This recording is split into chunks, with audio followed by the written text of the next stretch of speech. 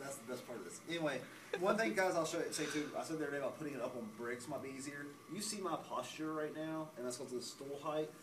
It's really bad. That'll make my back hurt. So lifting it up at 4 inches will get my back straighter, and you'll be more likely to work longer and have more success. All right. So one good thing to do when you're learning to center is to keep knocking it off center, knocking it off center. I know right now me doing this because I'm making it just happen seems kind of silly, but when you sit down and try it, you're gonna see what I mean. So knock it off center really good. But dip was a. And bring it back. And like I said, I'm really only using this part of my hand and this part here. The slip is just building up in there. So get that a little bit better center. Also, when you come off of it, if you have to let off real easy. A lot of people have a tendency to push before they let off, and you'll knock it right off center that way too. I'm trying to think of everything that I can make a mistake on to tell you guys that you'll forget here in 5 minutes and ask me again. But then have to look at the video. Oh, good, there are areas. Very cool. So the next step is this is called centering. The next step is to open it up. I like to keep it clean right here on this edge. I just use my thumbnail to clean it off. All that really dark gray is where this wheel has not been used for a while and it's oxidized. And I can actually, that's aluminum oxidation like rust. So I'm just going to do and I can just clean that up. Okay, so the next step is to open up. This is where you'll start feeling the air bubbles. You'll just see them if you look in there. And believe it or not, when you're throwing, an air bubble will feel harder than the clay is. It'll push back against you and throw it off center. So the first thing I'm going to do is I'm going to take my fingers, see I've got them right in the center. You hear them popping. Push down. Ideally, you would not have that little cone form. I usually do. Just kind of knock it off or push it in. And what I'm doing is I'm pushing down here, and then I'm working out to about 3 o'clock on the dial of the clock face. I can't tell time on those. You can't tell time? Not on analog clocks. Don't judge me. So, you do that. I've opened it up a little bit. What I want to show you is how to test how thick the bottom is. Somebody give me that bag of clay and just give me a little pea-sized piece of clay, please.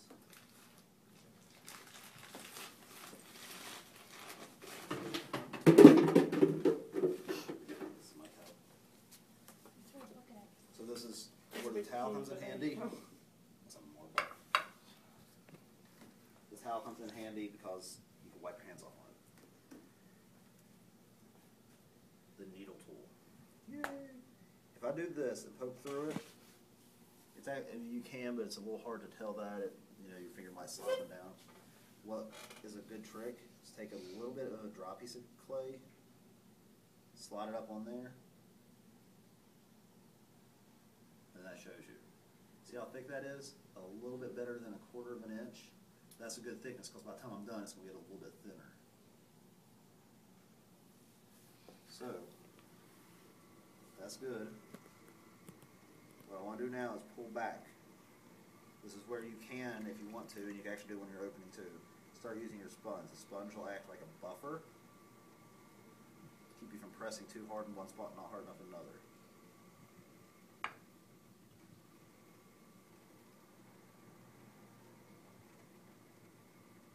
It's a little off center.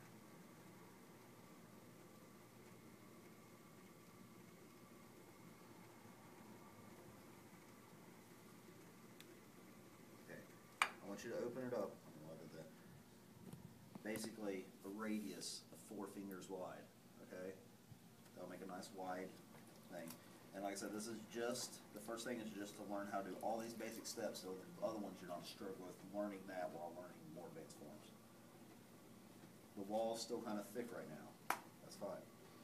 I'm gonna take the sponge, make the bottom nice and flat.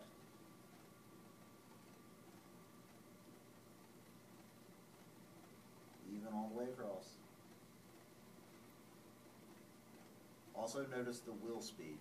When I was centering, I was going as fast as it would go pretty much. Now I've slowed down to about half speed or so.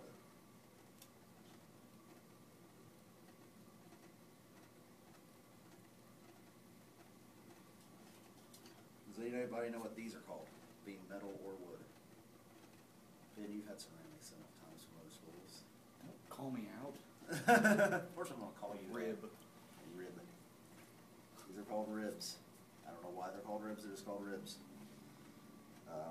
The wooden one's the hard one in your toolkit, of course. You have a metal one for scraping more and a plastic one. What this does, though, right now is it's compressing. I've talked about compression in the hand building classes, those of you have had me. It compresses all the clay particles together and keeps them from cracking. If you just throw this a lot of times and you don't compress it by going across with your fingers enough times or going with a rib, it'll crack right in the center. It'll have what's called an S crack. It'll just look like an S going all the way through it. Because those clay particles underneath are not being compressed the same as they are on the top. Too much. You just jinxed me, that's what's going to happen. Yeah, Sorry. probably. The other thing that happens is if you have water standing like this, and it's all wet and shiny looking, as that dries, it's going to crack it. So you got to get, if you open with a lot of water, clean that out, and then compress it with the rib. And just going back and forth, even pressure. Also helps get it nice and flat. The idea with these little dog dishes we're going to do is they're going to look just like little square, short cylinders about 1 inch tall. Okay, the inside should be nice and square, not bowl shaped, and flat across the bottom. Like I said, it teaches you the basic skills. It also teaches you the harder thing to do. I mean, everybody can make a bowl. You just sit down here right now, and I guarantee you'll make a bowl. That's not a challenge. That's not really learning anything yet.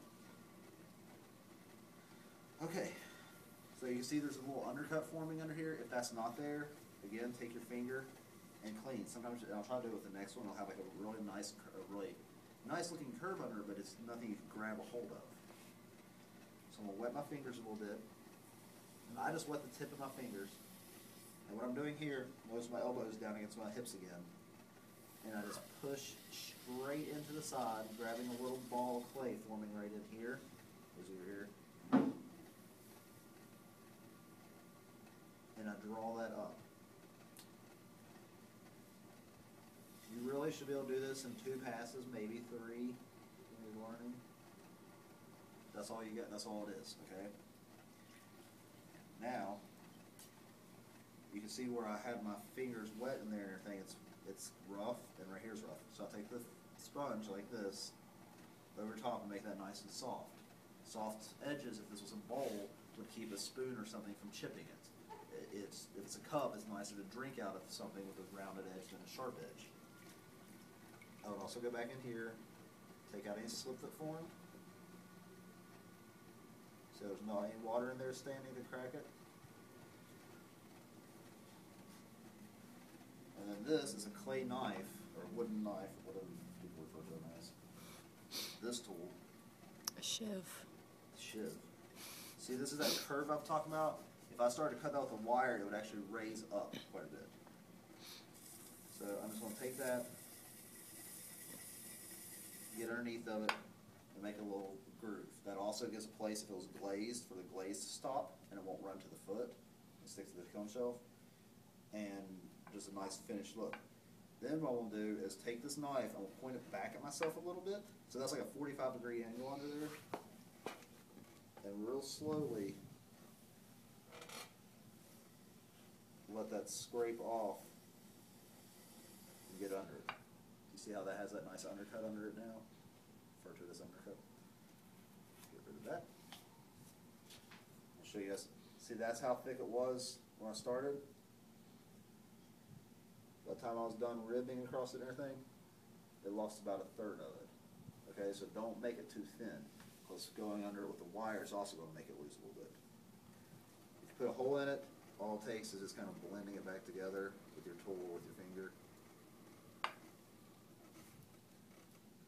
And then stretching this really taut, slide under it, okay?